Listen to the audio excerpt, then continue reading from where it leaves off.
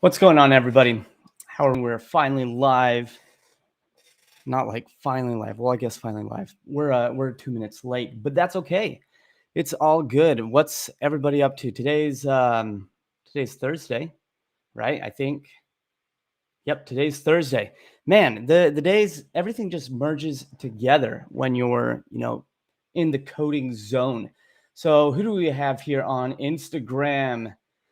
Let's see, we've got Axiz, Sheena, SLHD, Awareness is Life 2002. Welcome. John the Tin Man, Tron Washer 88, Ramses, Willito, all you cool people. Thank you so much for joining. Over here on TikTok, we've got Super Hot Boy right here in the house, yo. That's great. That's great. And the names just keep flying. There we go. There's Tony Montana. Welcome to the stream. TNA Clueless. TNA Clueless. What does that mean? What does TNA stand for? Is that an acronym for something? What's going on, Madi? But I'm curious. TNA Clueless. What is TNA? What does that mean? What's going on, Kelso? Anyways, today is an awesome day. Every day is an awesome day when you're coding. So we're going to talk about a couple of things today. I get asked all the time where to start as a beginner developer. So we're going to answer some of those questions. I get so many questions about that daily. So we'll attack some of those. And for those of you who don't know me, I'm Jason. I'm a full stack developer here at DevSlopes. So I get to work on a lot of cool things. I'm a MERN-stack developer working with Mongo, Express, React, and Node. And I dabble in some other technologies, but the MERN stack's my primary stack that I deal with. And DevSlopes is a learn to code company. So I have the pleasure of working with students daily, helping them learn how to code and then how to take those skills and make money with it. My job's not done until my students make money. So that's super important. But yeah, that's a little bit about me. And then I used to, right before DevSlopes, I was a full stack engineer at Dell Computers. Did that for a couple of years. Absolutely loved it there. And then made the switch to DevSlopes because I'm a self-taught developer myself. And I love helping other, developers learn how to code on this journey because I know doing it on your own sucks. That's what I did. I did it on my own and it was ruthless. But with some grit and determination, I made it. So good deal. That was like 6 years ago when I first got into coding. So let's see. TNA Clueless still hasn't responded. I want to know what that acronym means. Just leaving me hanging here. All right. Anyways, we're going to start out with some questions and attack those about, where to start as beginner developer. And if any of y'all have questions about different technology stacks, I'll do my best to answer those. I don't know everything in the world, but I have been around the block programming for 6 years. So let's start out here with YouTube, and then we're going to move into TikTok and Instagram. All right, 1 second. I got to wet the vocals. All right, let's roll. Let's see. Kieran Victor. Can you get a job learning Solidity to make smart contracts without any development experience? Absolutely, you can. The market, though, for Solidity, so those of you who don't know, Solidity is the programming language.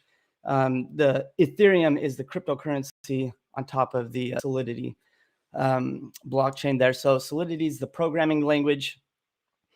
The market is small for Solidity right now. Blockchain is still, trying to gain some momentum in the industries. I mean, there are companies and like startups that might be doing smart contracts, but it's really a niche right now. So finding employment for it could be pretty hard. The opportunities are slim, but it's cool. The other thing to keep in mind with Solidity is I've dabbled in it before. It does have a pretty good learning curve to it.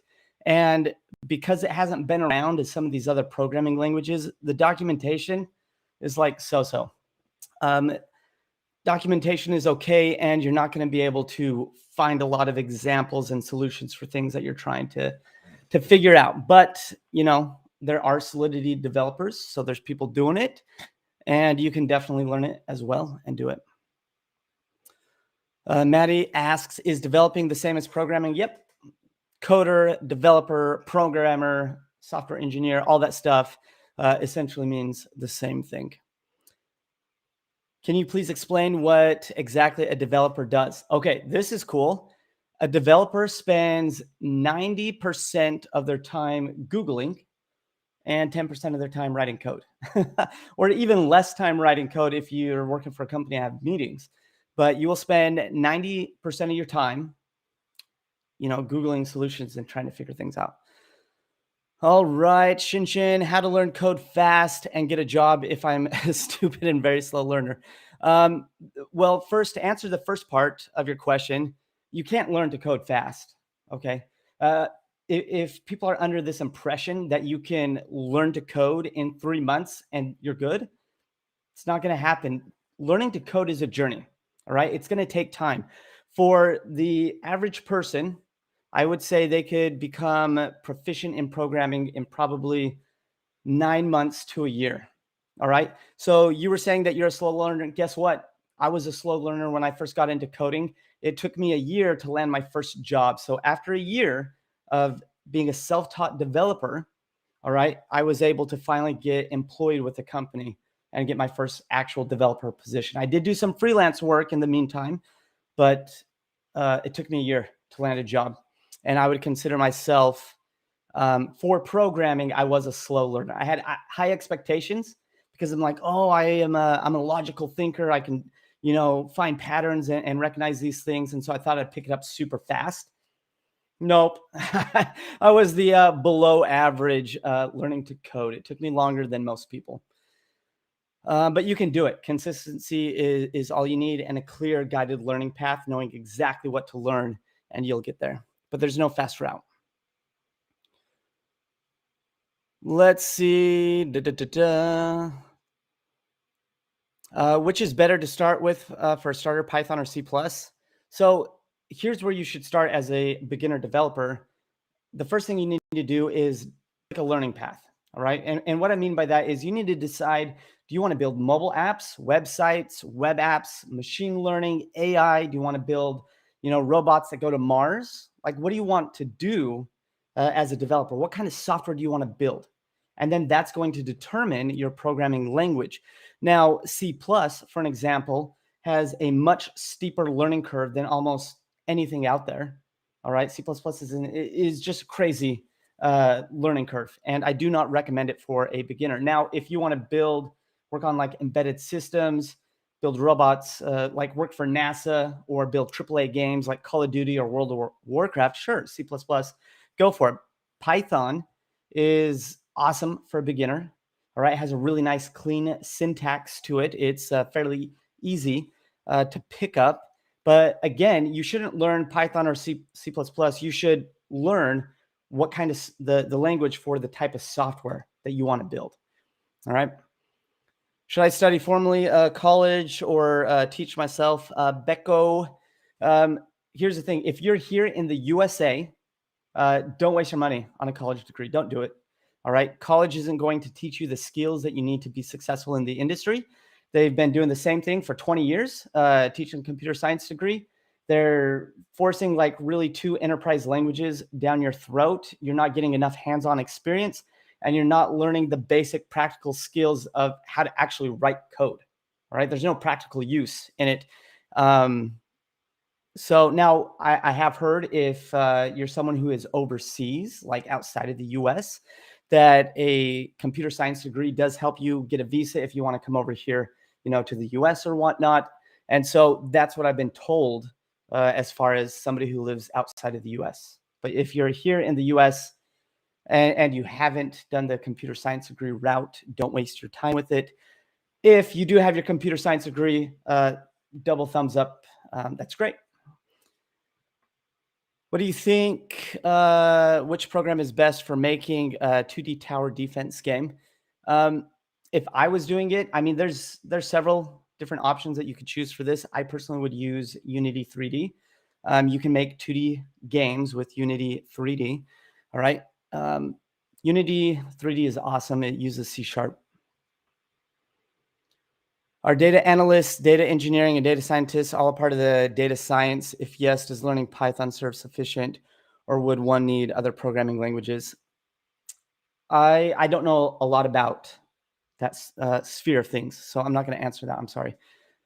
But I do know Python is used in data science for sure. It's a great language to run algorithms or scripts.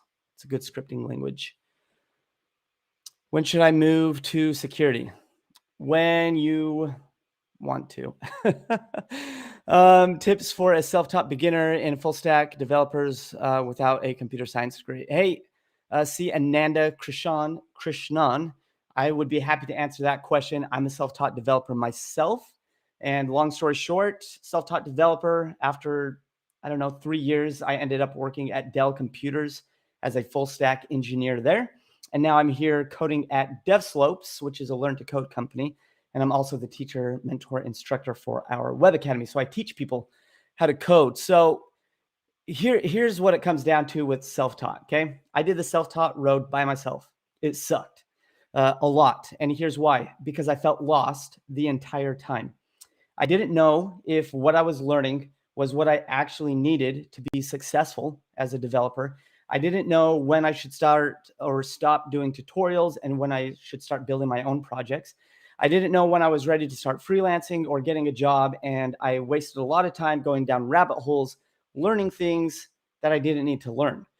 All right. So if I could do it all over again, I would find a mentor as soon as I could, to have somebody to just ask a coder question to and get an answer to set you to the right direction. All right. It sucked so bad. I didn't know any developers. And so I was trying to figure this out on Google, and there's so much information, and I just got lost and I got confused. So if you can find a mentor, or there's different meetups like code meetups, so you can meet other like-minded people, other developers, but you've got to have a mentor of some kind. That's going to be super helpful. And then also have a guided learning path. Know exactly what it is you want to build, what kind of software you want to build, and then that determines the programming language you should learn. Now, if you want to work with somebody like me and have some mentorship and coaching, somebody to help you learn how to code and then also how to make money coding and putting it to practical use, then I'd be stoked to work with you. You can go to devslopes.com/apply and check out our DevSlopes Academies. We have it for iOS, Android, and web development. So you'll just get set up with a free call with one of our career coaches. Just ask questions about the Academy, about me, if I'm legit. And yeah, I'd be stoked to work with you. Is learning Python enough for becoming a programmer? It is. Yeah, absolutely. So Python is the most popular programming language for AI and machine learning. And there's a lot of traction that's happening in that segment of things. There are other programming industries or programming languages that do have kind of a broader opportunity, such as if you just did standard web development with HTML, CSS, and JavaScript. I mean, there is so much opportunity for that. If you're doing native iOS development or Android development, the markets are bigger for that, for jobs and for freelance. All right. But if you want to, learn Python, you can build games with Python. You can use it for web development. I personally wouldn't use it for web, but you can. But like I said, it's super popular with machine learning and AI. Let's see. Rohit says, I have no money. Well, if you learn to code, and you can do it for free, the self-taught route, I promise you, stick with it, be consistent, and you will make money. All right, I'm going to hop over to TikTok here in a moment, so stick around. I'll get to your questions. One more question: scope of RPA, robotic process automation. I don't know what that is. I have no education in it. Let's see. Becco says, thank you. Good info. You're very welcome. Thanks for the question. Samuel says, I can't wait to start learning. Samuel, I want you, as soon as you are done with the stream, as soon as we get off the stream, I want you to go do some YouTube videos or something and learn to code. Start today. Don't wait for it. Someone asks, how do I learn for free? There's YouTube. There's different websites that you can learn coding for free. It depends on what language you want to learn. But here's the thing. learning for free only gets you so far. Okay. And it's a lot of unclear direction about, is what you're learning useful? Is it practical? Is what you're learning, can it be applied to practical use? So you got to watch that. How much time do I need to spend a day to be a web developer expert? Okay, so we're not going to talk about expert, but I will say to become proficient. You need 2 hours a day, minimum, at least 5 days a week, all right, for 9 months to a year. It's not a fast process to learn how to code. It takes time, all right? And then as you continue to learn and to code, coding is a never-ending journey. I've been doing it for 6 years. I learn new concepts, principles, design patterns, architectures every single month. Like every other week, I'm learning something new. And I've been doing this for 6 years. So it's an ongoing learning journey, and you just got to be patient with it. It takes time. Let's see. Let's see. Would you go for a job at a major tech company or a smaller one first? How often is it acceptable to move jobs? You can move jobs as much as you want. I mean, obviously, you want to build some type of consistency on your resume, like that you're not just like a job hopper, because people will look at that and say, man, this guy's probably only going to be with us for, a few months, 6 months, half a year. So you don't want to job hop too much, and it's really up to you whether you want to work for smaller or larger companies. And here's the thing: the salary is will literally be almost the same for a large company or for a smaller company. It just kind of depends. Me personally, I don't like enterprise or corporations. Most of the time, the type of coding, in my experience, that I've done with companies like that, these large corporations, super boring, super boring. Now, when I worked at Dell Computers as a full stack engineer, Dell Computers is a massive corporate company, right? And so when I got the job, I was super nervous that I was going to work on something like super boring. But it turns out I was part of this smaller team that we were building an internal sales tool, and it was actually a really cool project to work on. And we had a tight knit team of just 8 developers. So it was really fun. But it just depends. All right, TikTok, we're going to hop over here, and then my Instagram family will get to you. Let's see what we have happening in TikTok. I'm going to start with the last questions because I know you guys are probably still here. Everybody at the top, 3-minute attention span, they've already moved on. Give me time. Give time on variables loops. Yep, takes time. HTML is fun to use. Yeah, it can be for sure. And it's mandatory. It's definitely essential for a front-end developer. Any tips to make Java easier to understand? Lots of repetition, and understand that programming takes time. It just takes time. It could take 9 months to a year. Coding challenges are always good, but if you can start building your own projects, if you're kind of out of the tutorial stage and you can move on to building your own projects in Java, that's going to help you learn 10 times faster than following a tutorial. But you need tutorials to understand the basics. Let's see. Join Dev Slopes or other boot camps. Awesome. Let's see. What is it? Is this a record? No, this is not a record. I am live. Let's see. You're doing web development and then you want to do iOS after. My question to you is, why do you want to do iOS after? So here's the thing: when you're doing a programming language, it's totally fine to, learn new technologies. It's encouraged and stuff. But doing web development and iOS is like a complete, like, split down the middle, like completely different path. Like iOS is native iPhone apps, and then web development, you could do loads of things in web development. So you really want to stick with one language, become very proficient in it, maybe get a career or do freelancing with that, and then sure, choose another programming language. But if you're trying to make the switch to iOS, then yeah, ditch web and do iOS. But you don't want to stack on so many programming languages. That's not effective. I don't know what your goals are with learning to code. Most people's is to have a really awesome salary and a really flexible lifestyle, but you just don't want to keep learning stuff just to learn.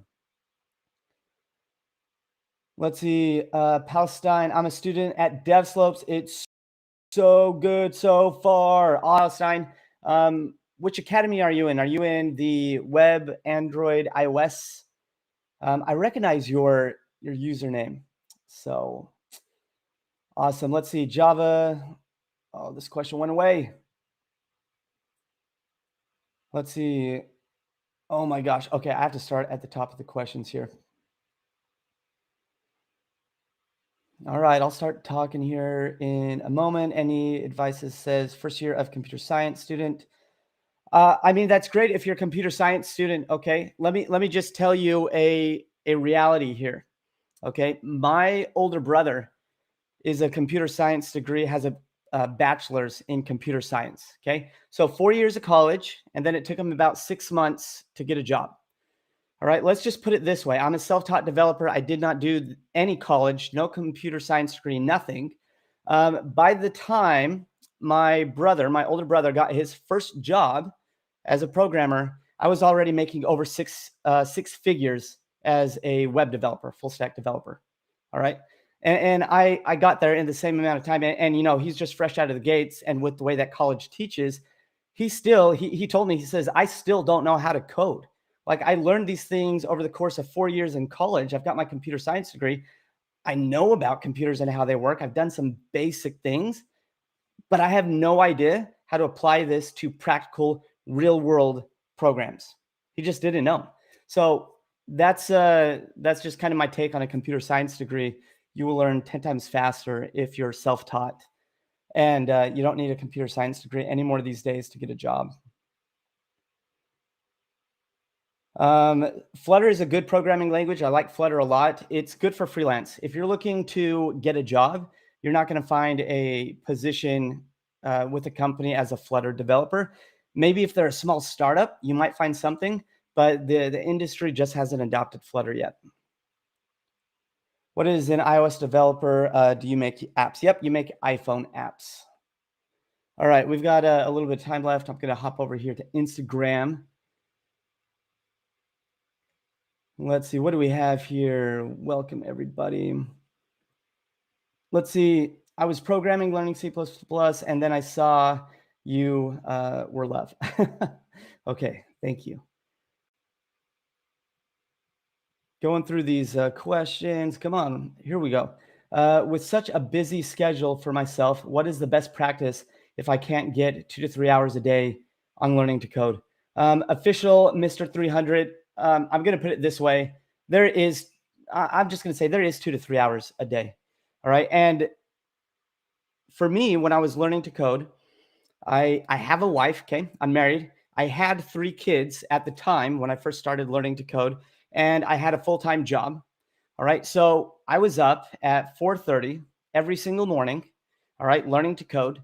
Then I'd hit my day job. I'd come back, maybe get like 45 minutes to an hour of coding in. I'd help out with kids, dinner, bedtime, and then back to coding. All right. And then on Saturdays and Sundays, I spent 10 to 12 hours both those days learning to code. And I did this for about a year. I did it for about a year. Fortunately, bless my wife's heart, she was super supportive. We just made an agreement like, hey, I'm doing a career change. I'm going to learn how to code, and I'm going to change your lives. She was very supportive, and I was a super busy guy. But that's what I did. Up at 4:30 and then coding till 11, 12 p.m. And I did that for a year, like every single day. And it's completely changed my life. Completely changed it. Let's see, I'm a software engineer major. The first language they made us learn was Java. Now I'm doing C and C++. All right, Stephen, again, see, this is the thing about college. Like, Java is an enterprise language. So is C and C++. Those are super low level. All right, they have some of the most difficult learning curves of any programming language out there. Okay, C++, you're going to be using that for like embedded systems. You can do AAA games with it. You can work for NASA. All right. Anything else you want to build with C++, 90% of the other things you can do with code, C++ is crazy overkill. And it's silly to me. It's absolutely crazy that for someone who is brand new to programming, they're going to shove C++ and C down your throat when it's one of the most difficult languages to learn. It is such a low level language. And there are positions like web developers, iOS and Android developers, which has a way broader market for opportunity as far as freelance and actual jobs in the industry go. All right, there's still tons of opportunity as Java, C, and C++ developers, but there is more opportunity with those other three languages. So, I mean, kudos to you. I think, you know, a computer science degree isn't required, you know, to learn how to code or to get a job, but it's obviously not going to hurt either. It's just, I always recommend save the money. Let's see, what else do we have here? We've got a couple of minutes left. All right. What about web technologies? You've got HTML, CSS, JavaScript. You can move into React or Vue. There's Angular. I mean, there's so many web technologies. There's so many, so many. Can you tell me what the best path for a front-end programmer? So I'm going to assume you're talking about web development. All right. Start out with HTML, spend 2 weeks, 2 to 3 weeks in HTML, 2 weeks in CSS. You're going to spend around 6 to 9 months in JavaScript. After probably like 6 months in JavaScript, I would move into React. All right. It's a much easier transition going from JavaScript to React versus something like Angular. And then I would learn Node, Express, and Mongo. You can move right into the backend, and Node is super cool because you can write all your backend code with JavaScript and you don't have to go out and learn a new programming language. Is it okay to begin my coding life with C++? It is. If you're passionate about working on embedded systems, you want to be a AAA game developer. If you want to work at NASA, all right, and just be mindful that it is one of the hardest, steepest learning curves out there. I wouldn't recommend C++ for a beginner, but if you are passionate about AAA games or embedded systems working for NASA, then do it. It's just going to be really hard. Is learning data structures and algorithms the hardest part of the journey? No, I wouldn't say it's the hardest part of the journey. The hardest part of the journey is actually learning how to think like a developer. All right, learning the language, I mean, that's one thing. Okay, it's hard. You're learning to write in an entirely new way. Okay, you're learning a different syntax, a different way of writing. But I think the key skill is being able to look at the big picture and break things down programmatically. All right, taking things into bite-sized pieces and doing step by step by step by step. Learning to code, I feel like, has a much different mentality than pretty much any other job out there. Yeah, data structures and algorithms, that's easy. It's thinking like a developer to solve problems and to create solutions is the challenging part. Somebody comes from TikTok and hopped on Instagram. That's awesome. Let's see. You're also currently doing school, not for a computer science degree. I'll definitely try and work in the time. Awesome. Yeah, definitely work in the time. Let's see. C gave me a good understanding of how computers work, but JS is definitely more fun. Yeah, I agree. C and C++, it's such a low level language that you learn a lot about how computers work. And I'm not saying C++ is a bad language or anything. I'm just saying it's a crazy steep learning curve for a beginner, and even with somebody who has experience coding already. But yeah, JavaScript is a lot easier to work with, and it's fun. And you don't have to write so much code and crazy looking, confusing looking code. All right. I'm going to take like one or two more questions from y'all, and then we're going to wrap this thing up, and I'm going to get back to some coding. All right. And I'm not going to be able to answer all these questions. I apologize.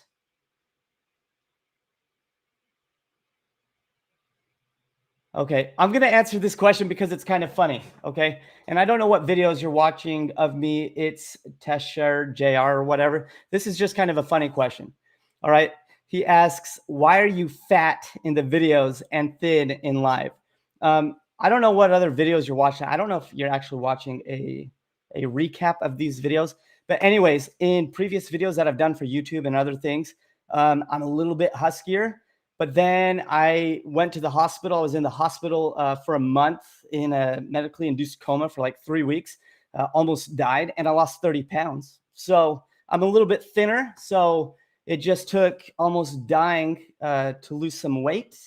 And yeah, I'm thinner. Anyways, I thought that was a funny question.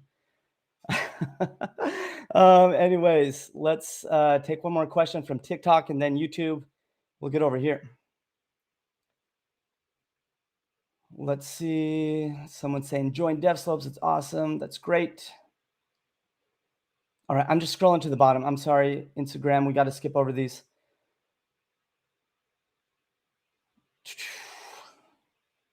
Oh my gosh, where's the questions? Everybody's saying great stuff, but let's see. Maybe I should major in business or open an IT company.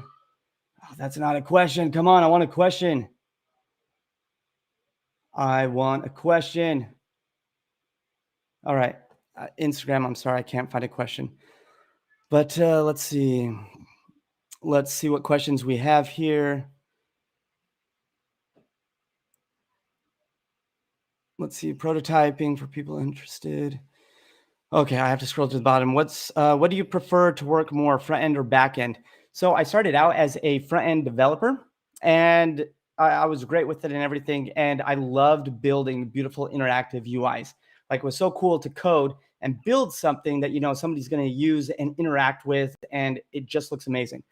Lately, I've just really preferred working on the back end. I enjoy so much more working with APIs and different architectures for the back end, and not worrying about dang HTML or dumb CSS and positioning little things, making them pixel perfect.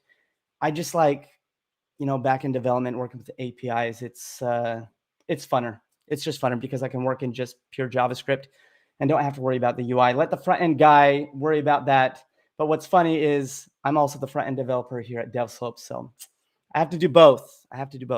But anyways, everybody, thank you so much for joining today's stream. Anyways, yeah. So have a great day. And if you want, some mentorship, some help learning to code, things like that, go to devslopes.com/apply. I'd be stoked to work with you. We've got academies for iOS, Android, and web development. So check that out, devslopes.com/apply, and ask whatever questions you want about the academy. And what else? I think that's it. So until next time, stay safe, stay positive, keep coding.